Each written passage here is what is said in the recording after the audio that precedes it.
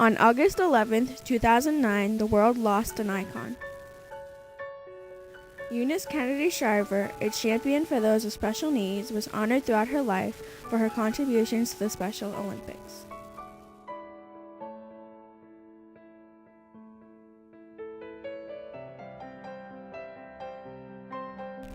Mrs. Shriver may have opened the 1968 Games. The gladiators went into the arena with these words on their lips: "Let me win, but if I cannot win, let me be brave the attempt." But it was this woman, Anne Burke, who spearheaded the planning, organization, and founding of what is today known as the Special Olympics. Mrs. Burke, then a PE teacher for the Chicago Parks Department, met with Mrs. Shriver in January of 1968. She was requesting funding for what would be dubbed the Chicago Special Olympics, scheduled for July 20th, 1968 at Soldiers Field. I had come up with the idea of the track meet to a citywide track meet so we could bring to the public in a more visual way that these children can do things. And so that's what our intention was in the very beginning, was to have more parents bring their children to the park program to make it larger. So when I did meet with Mrs. Shriver, she had suggested that we should expand it to invite other states. So I had to rewrite the proposal, and it was based on the fact that we opened it up to other states, because she knew people around the country who were participating in programs similar to ours that might want to come to Chicago to compete. So that's why I think she gave us the $25,000 as seed money for the program. This event was extremely innovative, considering that in the past, children with special needs were hidden from society. Most of these children at that time were in institutions or in their parents' home. We tried to bring the children out of the closet, and that they learn differently. Yes, they are disabled, but it doesn't mean that they can't learn. I find that very hard to believe, and I also find it both sad, and it makes me a little angry also, that somewhere along the lines that somebody gave the impression that children that were different should be sheltered, and I feel total opposite. It was Anne Burke's Special Olympics that started a chain reaction of worldwide acceptance of those with special needs. Soon, children with special needs were seen in advertisements, honored by the United States Postal Service with a stamp, and celebrities started to participate in the charity.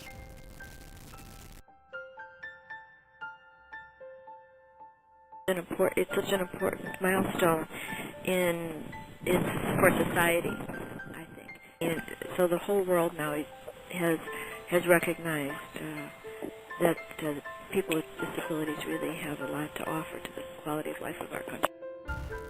In Barbara Walters' memoir, Audition, she starts the book off by giving her sister Jackie credit for influencing her life.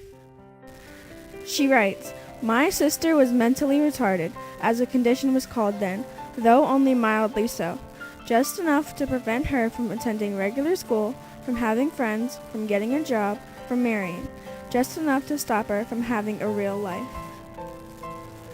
Today, Jackie could probably get a job, something simple but productive. She might even have met and married a nice man, but back then, Jackie's life was essentially one of isolation, except for the relationships she had with me and my mother and father. From a child who was isolated to the total opposite, meet Aaliyah.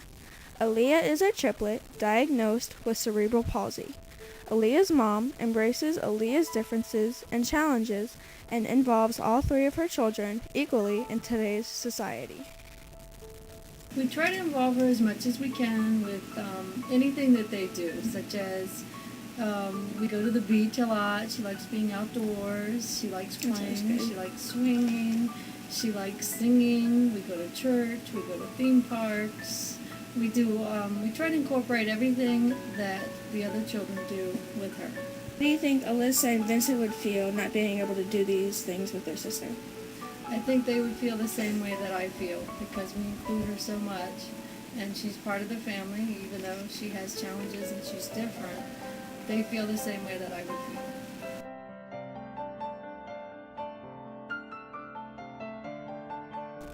To think that years ago, children like Aaliyah would miss out on going out with their siblings, going to see Santa,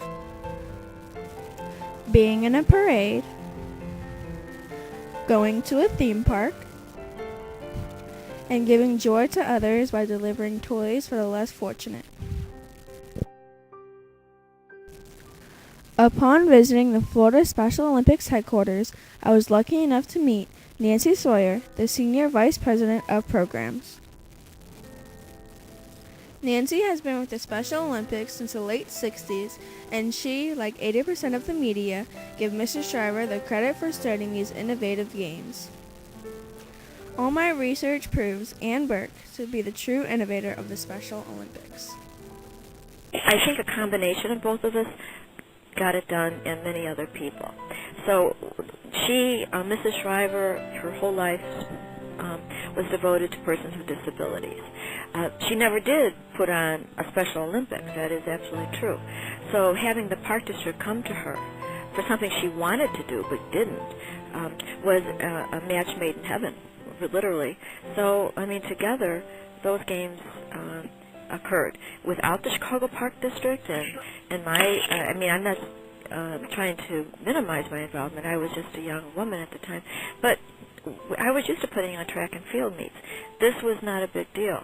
But it never occurred to me at the time that this was something that could never be done. And she also had that same, I think, innate feeling that this is something that could be done. It just never was before.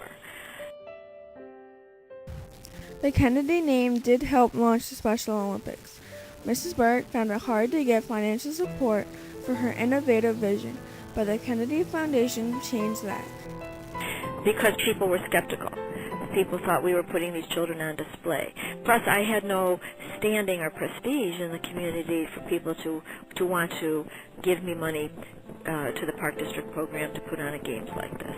Whereas, if you use the Kennedy name and Eunice Kennedy Shriver, it would be more likely that you would get more respect, and that's exactly what did happen. So without them, it never would have happened. I was a young phys ed teacher. I had gone to, like, say, the Tribune charities, the Chicago Tribune, asking for money. Well, to help the games. Well, they absolutely did not want to do it. They didn't. We didn't get any money. The only money we got from outside sources was the Kennedy Foundation. Mrs. Burke, today known as Justice Burke, a Supreme Court Justice for Illinois, was finally recognized by the Special Olympics program at the 2007 Games in Shanghai. Her name, for the first time, was in the Special Olympics program, mentioning her role in founding the event. When asked what is more important, the recognition from the media or a thank you from a participant in the Special Olympics, the answer was clear. Mrs. Esther Cusack, who is now deceased, her son Michael was my student when he was 5 years old at the park. She, at the opening ceremony, came up to me and told me that she thought when Michael was born, it was the end of her life, and instead it was the beginning. I think that being the founder of the Special Olympics is an absolutely tremendous thing that she's done, and I think it's wonderful for the kids and for every exposure that they get. And I think in years to come, we're going to see him more and more. And so, congratulations to her for starting it. I thank you, Ann Burke. You are truly the innovator of the Special Olympics. You impacted the entire world and changed forever how society views those with special needs.